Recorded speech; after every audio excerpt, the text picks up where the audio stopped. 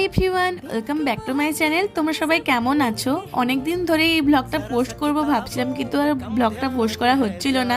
তো মামাতো দিদির বিয়ের দিনটা কেমন কাটিয়েছিলাম তোমাদেরকে দেখিয়েছিলাম। আজ দেখাবো তোমাদেরকে রিসেপশনের দিনটা কেমন কাটিয়েছিলাম। তো একই ভেন্যুতে হচ্ছে বিয়ে হয়েছিল, আর একই ভেন্যুতে রিসেপশনটা হচ্ছে। তো আমরা 9টা নাগাদ সব তত্ত্ব নিয়ে পৌঁছে গেছিলাম। আর ব্রাইড আর গ্রুমকে কেমন লাগছে কমেন্টে অবশ্যই কিন্তু জানিও। তারপর বসে গেলাম আমরা খেতে, কারণ রাত্রেবেলাতেই আমাদেরকে বাড়ি ফিরে আসতে হতো, মানে দাঁতন ফিরে আসতে হতো। তো গড়বাজার থেকে দাঁতন ফিরতে অনেকটাই সময় লাগতো, ওই কারণে তাড়াতাড়ি খেতে বসে পড়েছিলাম। চলো রিসেপশনের দিন মেনু কি ছিল তোমাদেরকে দেখাই, আর মেনু কার্ডটা তোমরা একটু পজ করে দেখে নিও। তো প্রথমে ছিল হচ্ছে স্যালাড, সস আর ভেজিটেবল চপ। তারপর ছিল রাধা বল্লভীর সঙ্গে চানা মশলা। তারপর ছিল হচ্ছে বাসন্তী পোলাও সঙ্গে চিকেন কষা।